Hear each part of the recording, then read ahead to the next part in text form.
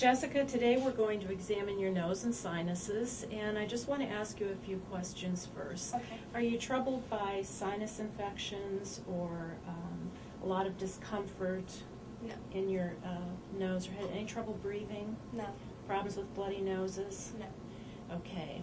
This is a very easy examination. The parts that we examine when we look at the nose are, we examine the sinuses, we examine your frontal sinuses, which would be here, and your maxillary sinuses, which would be here. Although you have sinuses, ethmoid and sphenoid sinuses across the bridge of your nose, you can't examine those.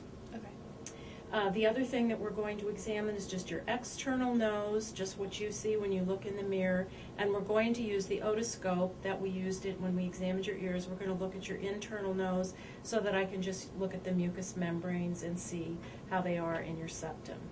Okay, so what the nose usually does is it is for smell, and we also will check your smell, your odor identification, close your eyes and have you smell something. And the other thing that we do with the nose, or the purpose of the nose, is to warm, cleanse, and humidify air, because if you just breathed in ice-cold air, your nares would kind of stick together. It would be very uncomfortable, or if air was very dry. So it also serves a purpose. Now, the first thing that we want to do when we look at your nose is you can just look straight ahead, and well, actually, I'll turn to the side so we can see. I just want to see the shape of your nose here, and the shape. You have a small little bump right here.